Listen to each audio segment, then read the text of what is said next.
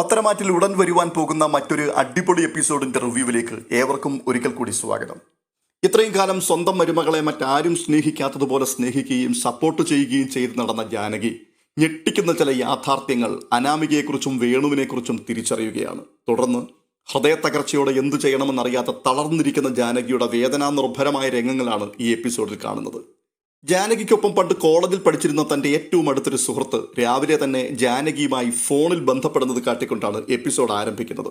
ദീർഘനാളുകളായി അമേരിക്കയിലായിരുന്ന ആ സുഹൃത്ത് നാട്ടിലേക്ക് വന്നു. അടുത്ത ദിവസം തന്നെ ജാനകിയെ ഫോണിൽ വിളിക്കുകയാണ്. തുടർന്ന് താൻ നാട്ടിൽ വന്ന വിവരവും ജാനകിയുടെ വിശേഷങ്ങളും ഒക്കെ അന്വേഷിക്കുന്നുണ്ട്. അപ്പോൾ ജാനകി അനന്തപുരിയിലെ വാർത്തകളൊക്കെ തന്റെ സുഹൃത്തിനോട് പങ്കുവെക്കുന്നു. ആ കൂട്ടത്തിൽ അനാമികയെക്കുറിച്ച് വല്ലാതെ പുകഴ്ത്തിക്കൊണ്ട് സംസാരിക്കുകയും ചെയ്യുകയാണ്. തുടർന്ന് തന്റെ കൂട്ടുകാരിയെ അനന്തപുരിയിലേക്ക് വരുവാൻ വേണ്ടി ജാനകി വിളിക്കുമ്പോൾ അവർ പറയുകയാണ്, തൽക്കാലം ഇപ്രാവശ്യം അനന്തപുരിയിലേക്ക് വരുവാൻ കഴിയുമോ എന്നുള്ള കാര്യത്തിൽ സംശയമാണ്. അനന്തപുരിയിലേക്കെന്നല്ല, എവിടേക്കും ഇക്കുറി യാത്ര ചെയ്യുവാൻ പറ്റില്ല. കാരണം ഞാനിവിടെ വന്നു കഴിഞ്ഞപ്പോൾ തന്നെ എനിക്കൊരു വലിയ പണി കിട്ടി. മുകളിലത്തെ റൂമിൽ നിന്നും താഴേക്ക് ഇറങ്ങി വരുന്ന സമയത്ത് എൻ്റെ കാലൊന്ന് സ്ലിപ്പായി. തുടർന്ന് ഭയങ്കരമായ വേദനയും നീരുമൊക്കെ വെച്ചു. അങ്ങനെ ഹോസ്പിറ്റലിലേക്ക് പോയി. അവിടെ ചെന്ന് എക്സ്റേ എടുത്ത് നോക്കിയപ്പോഴാണ് കാലിന് ഒരു ചെറിയ ഫ്രാക്ചർ വന്നിട്ടുണ്ട്. അതുകൊണ്ട് ഇപ്പോൾ പ്ലാസ്റ്റർ ഇട്ടിട്ടിരിക്കുകയാണ്. എങ്ങോട്ടും നടക്കാൻ കഴിയില്ല. തൽക്കാലം നീ ഇവിടേക്ക് വന്ന് എന്നെ കാണുക മാത്രമേ ഉള്ളൂ രക്ഷ. ഇത് കേട്ടിട്ട് ജാനകി പറയുകയാണ്, അയ്യോ അത് വളരെ കഷ്ടമായി പോയല്ലോ. എടീ, വർഷങ്ങൾ കൂടിയിരിക്കുമ്പോഴാണ് നീ നാട്ടിലേക്കൊന്നു വരുന്നത്. നാട്ടിൽ വന്നിട്ട് മാക്സിമം ചുറ്റിക്കറങ്ങി എല്ലാവരെയും കണ്ട് സന്തോഷിച്ചു പോകുവാനുള്ള ദിവസങ്ങൾ തന്നെ നിനക്ക് തികയില്ല. അതിനിടയിലാണ് ഇങ്ങനൊരു പ്രശ്നം കൂടി. അങ്ങനെയാണെങ്കിൽ നിന്റെ ഇപ്രാവശ്യത്തെ വരവ് വെറുതെയായി പോകുമല്ലോ. എന്തായാലും ഞാൻ നിന്നെ കാണാൻ അങ്ങോട്ട് വരാൻ തീരുമാനിക്കുകയാണ്. ദീർഘവർഷങ്ങളായില്ലേ നമ്മൾ തമ്മിൽ നേരിട്ട് കണ്ടിട്ട്. പലപ്പോഴും നീ അവിടെ നിന്ന് ഇങ്ങോട്ട് വിളിക്കുമ്പോൾ മാത്രമാണ് നിന്റെ വിശേഷങ്ങളൊക്കെ അറിയുന്നത്. അപ്പോൾ തൻ്റെ കൂട്ടുകാരി പറയുകയാണ്, അങ്ങനെയാണെങ്കിൽ നീ നാളെ തന്നെ രാവിലെ ഇങ്ങോട്ട് വാ, നമുക്ക് കാണാം. ശരിയടി, നാളെ രാവിലെ തന്നെ ഞാൻ പുറപ്പെടാം എന്ന് ജാനകി പറയുമ്പോൾ പെട്ടെന്ന് തൻ്റെ സുഹൃത്ത് പറയുകയാണ്, അതെ ഒരു കാര്യം ഞാൻ പറയാൻ മറന്നു. നീ വരുമ്പോൾ ആനിയുടെ കല്യാണാൽബം കൂടി കൊണ്ടുവരണം കേട്ടോ. കല്യാണത്തിനോ എനിക്ക് കൂടുവാൻ പറ്റിയില്ല. ഇനിയിപ്പോൾ വീട്ടിൽ വന്നു നിന്റെ മരുമകളെ ഒന്ന് കാണാമെന്ന് വെച്ചാൽ ഇപ്പോഴത്തെ സാഹചര്യത്തിൽ അതിനും കഴിയില്ല. എങ്കിൽ പിന്നെ മറക്കാതെ ആൽബമെങ്കിലും നീ വരുമ്പോൾ ഒന്ന് കൊണ്ടുവാ. ഞാൻ ആ കുട്ടിയെ കൂടി ഒന്ന് കാണട്ടെ. ശരിയടി, തീർച്ചയായിട്ടും മറക്കാതെ ഞാൻ ആൽബവും കൊണ്ടുവരാം എന്ന് പറഞ്ഞ് ജാനകിയും ഫോൺ കട്ട് ചെയ്യുകയാണ്. തുടർന്ന് ജാനകി അടുക്കളയിലേക്ക് ചെല്ലുമ്പോൾ നയനെ അടുക്കളയിൽ നിൽക്കുന്ന കാഴ്ചയാണ് കാണുന്നത്. പെട്ടെന്ന് ജാനകിയുടെ മുഖഭാവം അങ്ങ് മാറി. എന്നിട്ട് ജാനകി നയനയോട് ചോദിക്കുകയാണ്, ആഹാ, കെട്ടിലമ്മ ഇന്ന് പതിവില്ലാതെ അടുക്കളയിൽ കയറിയത് എന്താണ്? ഏട്ടത്തി കണ്ടോ നീ ഇതിനകത്തേക്ക് കയറി വരുന്നത്? എന്താ, നിനക്കിന്ന് ജോലിക്കൊന്നും പോകണ്ടായിരുന്നോ? അതോ ഇന്ന് അവധി എടുത്തിട്ട് ഇവിടെ ആർക്കെങ്കിലും എന്തെങ്കിലും പണി കൊടുക്കുവാൻ വേണ്ടി തീരുമാനിച്ചിട്ടാണോ നീ ഇപ്പോൾ അടുക്കളയിലേക്ക് കയറിയിരിക്കുന്നത്? ഇതൊക്കെ കേട്ടിട്ട് വല്ലാത്ത സങ്കടത്തോടു കൂടി നയന ചോദിക്കുകയാണ്, ഇളയമ്മ എന്തിനാണ് ആവശ്യമില്ലാതെ ഇങ്ങനെയൊക്കെ എന്നോട് സംസാരിക്കുന്നത്? ഞാൻ ഇളയമ്മയോട് ഒന്നും സംസാരിക്കുവാനും ഒരു വഴക്കുണ്ടാക്കുവാനും വരുന്നില്ല. പിന്നെ എന്നെ എൻ്റെ വഴിക്ക് വിടരുതോ? എന്നെ കാണുമ്പോൾ എന്താണ് ഇളയമ്മയ്ക്ക് ഇത്രയധികം ദേഷ്യം? എടീ, എനിക്ക് ദേഷ്യമുണ്ട്. നിന്നോട് ഈ ജന്മത്തിൽ തീരാത്ത ദേഷ്യം എനിക്കുണ്ട്. നീ ഈ കുടുംബത്തിൽ വന്നു കയറിയതിന് ശേഷമാണ് ഇവിടെ എല്ലാത്തിനും താളം തെറ്റിയത്. നിന്റെ മുഖം കാണുമ്പോൾ തന്നെ എനിക്ക് പെരുത്ത് കയറാൻ തുടങ്ങും. മാത്രവുമല്ല, നിന്റെ ചേച്ചിയെയും അനിയത്തിയെയും രണ്ടെണ്ണത്തിനെയും എനിക്ക് അറപ്പാണ്. എൻ്റെ മോൻ്റെ ജീവിതം തകർക്കുവാൻ വേണ്ടി നടക്കുന്നവളാണ് നിന്റെ അനിയത്തി. അവൾ ആരുടെയെങ്കിലും തലയിൽ കെട്ടിക്കയറി പോകുന്ന സമയം വരെ എൻ്റെ മനസ്സിനകത്ത് തീയാണ്. നിനക്കറിയാമോ? അവൾ നിന്റെ വീട്ടിൽ ഇങ്ങനെ നിൽക്കുന്നിടത്തോളം കാലം എൻ്റെ മോൻ അനാമിക മോളെ സ്നേഹിക്കുകയോ അവളെ കരുതുകയോ ചെയ്യില്ല. ഇതിനെല്ലാത്തിനും കാരണക്കാരി നീ ഒറ്റയൊരുത്തിയാണ്. ആ നിന്നെ ഞാൻ വെറുതെ വിടണമല്ലേ? ഈ സംസാരമൊക്കെ നടന്നുകൊണ്ടിരിക്കുമ്പോൾ ദേവയാനി അടുക്കളയിലേക്ക് കയറി വരുന്നുണ്ട്. നയനയുടെ നേരെ ജാനകി ദേഷ്യപ്പെടുന്നത് കണ്ടുകൊണ്ട് ദേവയാനി ചോദിക്കുകയാണ്, എന്താണ് ജാനകി, എന്തിനാ നീ അവളുടെ നേരെ തട്ടിക്കയറുന്നത്? അപ്പോൾ ജാനകി പറയുകയാണ്, ഓഹോ, ഏട്ടത്തിക്ക് കുറച്ച് നാളുകളായി ഏട്ടത്തിയുടെ മരുമകളെ ആരെങ്കിലും എന്തെങ്കിലും പറയുന്നു ഒന്നും പിടിക്കുന്നില്ല. ഇതൊക്കെ ഇവിടെ എല്ലാവർക്കും മനസ്സിലാകുന്നുണ്ട്. അപ്പോൾ ദേവയാനി, ജാനകി, നീ എന്തു പറയുന്നതിലും എനിക്ക് യാതൊരു പ്രശ്നവുമില്ല. അവൾ തെറ്റ് കാണിച്ചാൽ തീർച്ചയായിട്ടും അത് പറയുവാനും അവളെ ശിക്ഷിക്കുവാനും എനിക്കുള്ളതുപോലെ തന്നെയുള്ള അധികാരം നിനക്കും ഇവിടെയുണ്ട്. പിന്നെ അവളെ ആരെങ്കിലും എന്തെങ്കിലും പറയുകയോ എടുക്കുകയോ ചെയ്തു കഴിഞ്ഞാൽ അതിവിടെ മറ്റു പലർക്കും വലിയ പ്രശ്നമാണ്. അച്ഛനും അമ്മയ്ക്കും ഇതൊന്നും ഇഷ്ടമല്ല എന്നുള്ള കാര്യം നിനക്ക് നേരത്തെ തന്നെ അറിയാവുന്നതല്ലേ.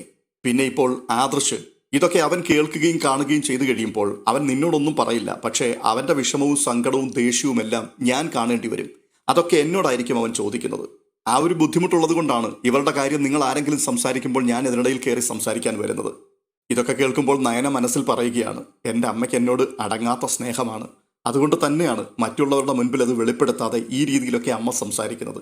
ഒരു വിധത്തിൽ പറഞ്ഞാൽ ഇളയമ്മയുടെയും അപ്പച്ചിയുടെയും ഒക്കെ മുൻപിൽ നിന്ന് എൻ്റെ അമ്മായിമ്മ എന്നെ രക്ഷിക്കുകയാണ്.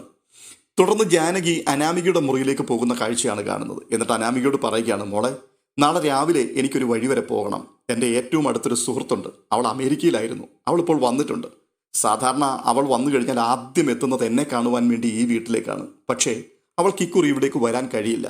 അവൾ ഇവിടെ വന്നു കഴിഞ്ഞപ്പോഴേക്കും അവളുടെ കാലിന് എന്തോ ഒരു പ്രശ്നമുണ്ടായി, ഫ്രാക്ചർ ഉണ്ടെന്നൊക്കെയാണ് പറയുന്നത്. അങ്ങനെ അവൾ പ്ലാസ്റ്റർ ഇട്ട് വീട്ടിലിരിക്കുകയാണ്. അവൾക്ക് വലിയ ആഗ്രഹമായിരുന്നു ഇവിടെ വന്ന് മോളെ കാണണമെന്ന്. പക്ഷേ ഇനിയിപ്പോൾ അത് പറ്റുമെന്ന് തോന്നുന്നില്ല. അവൾ അല്പം മുമ്പ് എന്നെ വിളിച്ചിരുന്നു. കാര്യങ്ങളൊക്കെ പറഞ്ഞിട്ട് അവൾ എന്നോട് പറഞ്ഞു നാളെ രാവിലെ തന്നെ അവളുടെ വീട്ടിലേക്ക് ഞാനൊന്ന് ചെല്ലണമെന്ന്. മാത്രവുമല്ല, നിങ്ങളുടെ കല്യാണത്തിൻ്റെ ആൽബം കൂടി കൊണ്ടുവരണമെന്നാണ് പറഞ്ഞിരിക്കുന്നത്. മോളെ അവൾക്ക് വന്ന് കാണാൻ പറ്റാത്തത് കൊണ്ട് ഫോട്ടോ എങ്കിലും കാണണമെന്നുള്ള ആഗ്രഹത്തിലാണ്. അപ്പോൾ അമ്മ രാവിലെ അവിടേക്ക് പോകും. അമ്മയില്ലാത്തത് കൊണ്ട് മോള് ഭക്ഷണം കഴിക്കാതൊന്നും ഇരിക്കരുത് കേട്ടോ. ആവശ്യമുള്ളത് വലിയമ്മയോട് പറഞ്ഞാൽ മതി, വലിയമ്മ ഉണ്ടാക്കി തന്നോളും. ഇത് കേൾക്കുമ്പോൾ അനാമിക മനസ്സിൽ പറയുകയാണ്, പിന്നെ നിങ്ങളില്ലെന്ന് പറഞ്ഞ് ഞാനിവിടെ പട്ടിണി കിടക്കാൻ പോവുകയാണ്. തുടർന്ന് പെട്ടെന്ന് അനാമിക പറയുകയാണ്, ശരിയമ്മേ, എനിക്ക് എന്തെങ്കിലും ആവശ്യമുണ്ടെങ്കിൽ ഞാൻ വലിയമ്മയോട് പറഞ്ഞോളാം, വലിയമ്മ ഇവിടെ ഉണ്ടല്ലോ. തുടർന്ന് കാണുന്നത് രാവിലെ തന്നെ ജാനകി റെഡിയായി കല്യാണ ആൽബവും ഒക്കെ എടുത്തിട്ട് കൂട്ടുകാരിയുടെ വീട്ടിലേക്ക് പോകുന്ന കാഴ്ചയാണ്. കൂട്ടുകാരിയുടെ വീട്ടിലെത്തിയ ജാനകിയെ വലിയ സന്തോഷത്തോടെ അവർ സ്വീകരിക്കുന്നു. കൂട്ടുകാരിയെ കണ്ടു കഴിഞ്ഞപ്പോഴേക്കും ഓടിച്ചെന്നവരെ കെട്ടിപ്പിടിച്ച് ജാനകി പറയുന്നുണ്ട്, എടി നീ ആകെപ്പാടെ മാറിപ്പോയല്ലോ, നീ വല്ലാണ്ടങ്ങ് തടിച്ചു. അവിടെ പോയി ഭക്ഷണവും കഴിച്ചുകൊണ്ട് വെറുതെ കുത്തിരിക്കുകയായിരുന്നല്ലേ? വെറുതെ അല്ല, ഇവിടെ വന്നപ്പോൾ തന്നെ നീ മറിഞ്ഞു വീണത്. ഈ ഭാരമെല്ലാം കൂടെ നിന്റെ കാലിന് താങ്ങാൻ പറ്റി കാണില്ല. ഇതൊക്കെ പറഞ്ഞ് കൂട്ടുകാരിയെ കളിയാക്കി ചിരിക്കുകയാണ് ജാനകി. അപ്പോൾ കൂട്ടുകാരി പറയുന്നു, നീ പറഞ്ഞതിനകത്ത് കാര്യമുണ്ട് കേട്ടോ. അവിടെ ചെന്നതിന് ശേഷം പ്രത്യേകിച്ച് പണിയൊന്നുമില്ല. ടി വിയും കണ്ട് വല്ലതുമൊക്കെ കഴിച്ചുകൊണ്ട് മുറിക്കകത്ത് തന്നെ ഇരിപ്പാണ്. കുറച്ച് തൂക്കമൊക്കെ കൂടിയിട്ടുണ്ട്. തുടർന്ന് ജാനകിക്ക് കഴിക്കുവാനും കുടിക്കുവാനുമായി ചായയും സ്നാക്സും ഒക്കെ ആയിട്ട് എത്തിയതിനു ശേഷം, എവിടെ ഞാൻ പറഞ്ഞ നിന്റെ മകന്റെ കല്യാണാൽബം, ഞാനൊന്ന് കാണട്ടെ എന്ന് പറഞ്ഞ് ജാനകിയുടെ കയ്യിൽ നിന്നും ഈ ആൽബം വാങ്ങുകയാണ്. എന്നിട്ട് കൂട്ടുകാരി പറയുകയാണ്, എന്തായാലും അനന്തപുരിയിലേക്ക് വന്ന ആ ഭാഗ്യവതി ആരാണ് എന്ന് ഞാനൊന്ന് കാണട്ടെ. ഇത് പറഞ്ഞുകൊണ്ട് അവർ ആൽബം അങ്ങോട്ട് തുറക്കുമ്പോൾ ജാനകി പറയുകയാണ്, നല്ല ഐശ്വര്യമുള്ള ഒരു പെൺകുട്ടിയെയാണ് ഈശ്വരൻ എനിക്ക് മരുമകളായി നൽകിയത്. അനന്തപുരിക്കാരെ പോലെ തന്നെ അവരും വലിയ കുടുംബക്കാരാണ്. ആൽബം നോക്കുമ്പോൾ തന്നെ മനസ്സിലാകും, ശരീരം മുഴുവൻ പൊന്നുമായിട്ടാണ് എൻ്റെ മോൾ കയറി വന്നത്. സത്യത്തിൽ എൻ്റെ മകന് കിട്ടിയ ഒരു വലിയ ഭാഗ്യമാണ് എൻ്റെ ഈ മരുമകൾ. ജാനകിയുടെ ഈ വാക്കുകൾ കേട്ടുകൊണ്ട് ആൽബത്തിൻ്റെ ഓരോരോ പേജുകൾ മറിച്ച് അനാമികയെയും തുടർന്ന് കല്യാണത്തിന് വന്നിട്ടുള്ള ആൾക്കാരെയും ഒക്കെ കൂട്ടുകാരി അങ്ങനെ ശ്രദ്ധിച്ചുകൊണ്ടിരിക്കുമ്പോൾ പെട്ടെന്ന് അവരുടെ കണ്ണുകൾ വേണുവിൻ്റെ മുഖത്തേക്ക് ഉടക്കുകയാണ്. എന്നിട്ട് ജാനകിയോട് ചോദിക്കുകയാണ്, അല്ല ജാനകി, ഈ നിൽക്കുന്ന ഈ മനുഷ്യൻ ആരാണ്? ഇത് നിങ്ങളുടെ ആരെങ്കിലും ആണോ? ഈ മനുഷ്യനെക്കുറിച്ച് നിങ്ങൾക്ക് ആർക്കെങ്കിലും എന്തെങ്കിലും അറിയാമോ? ഉടനെ ജാനകി ചോദിക്കുകയാണ്, എന്താടി, എന്തുപറ്റി? എടി, ഇവൻ ഭൂലോക ഫ്രോഡാണ്. ഇവൻ എങ്ങനെയാണ് നിങ്ങളുടെ കല്യാണത്തിൽ എത്തിച്ചേർന്നത്? ഇവനെക്കുറിച്ച് നിങ്ങൾക്ക് ആർക്കെങ്കിലും എന്തെങ്കിലും അറിയാമോ? ഇത് കേട്ടിട്ട് വീണ്ടും ജാനകി ചോദിക്കുകയാണ്, ഭൂലോക ഫ്രോഡോ? ആരാണിത്? അനന്തപുരിയിലെ ഒരു ചടങ്ങുകൾക്കും അങ്ങനെയുള്ള ആൾക്കാരും വരാൻ സാധ്യതയില്ലല്ലോ. പെട്ടെന്ന് ജാനകിയുടെ മനസ്സിൽ പറയുകയാണ്, ഇനി ഒരുപക്ഷെ ഗോവിന്ദന്റെ കാര്യമായിരിക്കും അവൾ പറയുന്നത്.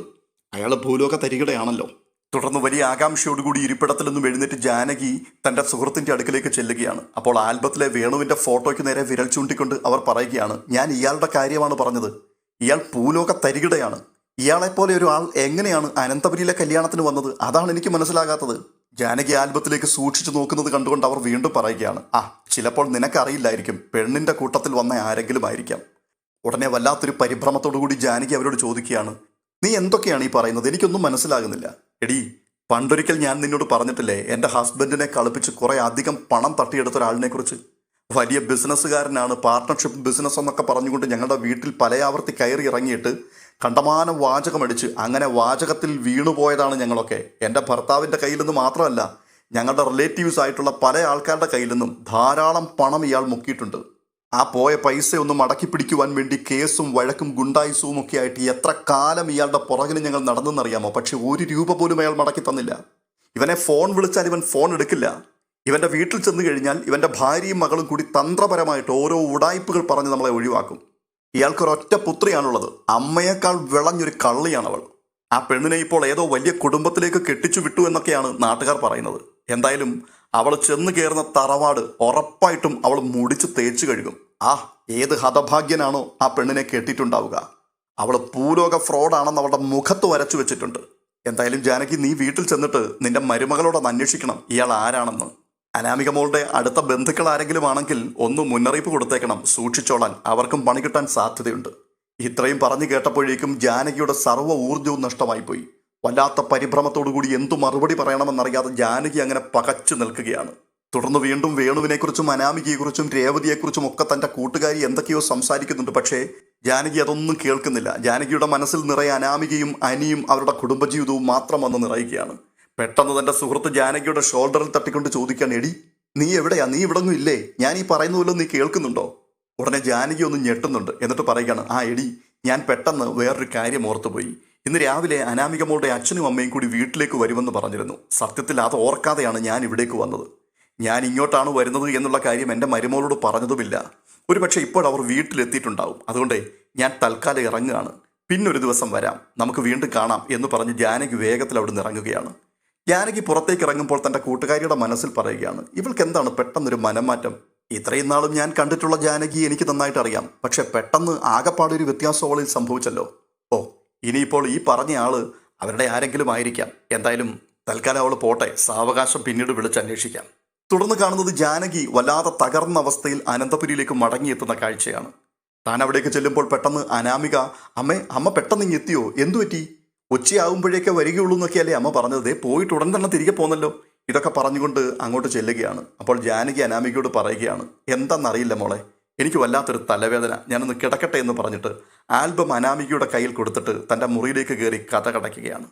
തുടർന്ന് ജാനകി ചിന്തകളിലേക്ക് ആഴ്ന്നിറങ്ങുന്നു. ദൈവമേ, ഞാൻ ഈ കേട്ടതൊക്കെ സത്യം തന്നെയാണോ? അനാമിക മോളും അവളുടെ കുടുംബവും കാപട്യത്തിലും തന്ത്രത്തിലും നാട്ടുകാരെ കളിപ്പിച്ച് ജീവിച്ചവരായിരുന്നോ? അതോ ഇനി വേണുവിൻ്റെ ഫോട്ടോ കണ്ടിട്ട് മറ്റാരെയെങ്കിലും കുറിച്ചായിരിക്കുമോ തെറ്റിദ്ധരിച്ചവൾ സംസാരിച്ചത്? അങ്ങനെയാണെങ്കിലും ഒറ്റപുത്രി എന്നല്ലേ പറഞ്ഞത്? വേണുവിനും രേവതിക്കും അനാമിക ഒറ്റയൊരാൾ മാത്രമല്ലേ ഉള്ളൂ മകളായിട്ട്? എന്നാലും ധാരാളം പണമുള്ള വീട്ടിൽ നിന്നാണല്ലോ അനാമിക മോൾ വന്നത്. ഇവിടേക്ക് വന്നു കയറുമ്പോൾ ശരീരം മുഴുവൻ സ്വർണം വാരിക്കോരി നിറച്ചിട്ടാണ് ഈ വീടിൻ്റെ പടി കയറി അവൾ എത്തിയത്. പിന്നെ എന്തുകൊണ്ടാണ് അവൾ അങ്ങനെയൊക്കെ സംസാരിച്ചത്? ഈശ്വര, ഞാൻ ഈ കേട്ട കാര്യങ്ങളൊക്കെ സത്യം തന്നെയാണോ? എൻ്റെ മകൻ അനിയുടെ ജീവിതം ശരിക്കും തകർക്കപ്പെട്ടു പോയോ? തുടർന്ന് ജാനകി മനസ്സിൽ തീരുമാനിക്കുകയാണ്, എന്തായാലും തൽക്കാലം ഞാൻ ഒന്നും അറിഞ്ഞതായി ഭാവിക്കണ്ട, പതിയെ പതിയെ കാര്യങ്ങളൊക്കെ കണ്ടുപിടിക്കണം. പക്ഷേ ഈശ്വര, മറ്റുള്ളവരുടെ മുൻപിൽ ഇത്രയധികം സ്നേഹത്തോടെ അവളെ ഞാൻ ചേർത്ത് പിടിച്ചിട്ട് ഒടുവിൽ അവളും അവളുടെ അമ്മയും അച്ഛനും കാപട്യക്കാരായിരുന്നു എന്ന് ഞാൻ തിരിച്ചറിഞ്ഞാൽ എനിക്ക് എന്ത് ചെയ്യാൻ പറ്റും? അനാമികയുടെ അച്ഛൻ കള്ളനാണ് എന്ന് ഈ വീട്ടിൽ ആരെങ്കിലും അറിഞ്ഞാൽ എന്തായിരിക്കും തുടർന്നിവിടെ സംഭവിക്കാൻ പോകുന്നത്? അനിയും ജയേട്ടനും ഉൾപ്പെടെ പലരും പല ആവർത്തി ഈ വീട്ടിൽ അനാമികയും കുടുംബവും ശരിയല്ല എന്ന് പറഞ്ഞിട്ടും ഞാനായിരുന്നു സമ്മതിക്കാതിരുന്നത്. ഇനിയിപ്പോൾ അവർ പറഞ്ഞതായിരുന്നു സത്യം എന്ന് തെളിഞ്ഞാലോ? ദൈവമേ, ചിന്തിച്ചിട്ടൊരു അന്തവും കിട്ടുന്നില്ലല്ലോ. ഇങ്ങനെയൊക്കെ കാട് കയറി ചിന്തിച്ച് ഉള്ളുരുകി കിടക്കുന്ന ജാനകിയെ കാട്ടിക്കൊണ്ടാണ് എപ്പിസോഡ് അവസാനിക്കുന്നത്. ഇതിൻ്റെ അടുത്ത ഭാഗം അറിയുവാൻ ആഗ്രഹിക്കുന്നവരുണ്ടെങ്കിൽ തീർച്ചയായിട്ടും ഈ ചാനൽ നിങ്ങൾ സബ്സ്ക്രൈബ് ചെയ്തിട്ടില്ലെങ്കിൽ ദയവ് ചെയ്തൊന്ന് സബ്സ്ക്രൈബ് ചെയ്തേക്കണം. ഒപ്പം ഈ വീഡിയോ ഇഷ്ടപ്പെട്ടിട്ടുണ്ടെങ്കിൽ ഒന്ന് ലൈക്ക് കൂടി ചെയ്തേക്കണേ. അപ്പോൾ അടുത്ത വീഡിയോയുമായി വീണ്ടും കാണാം. അതുവരേക്കും ബൈ.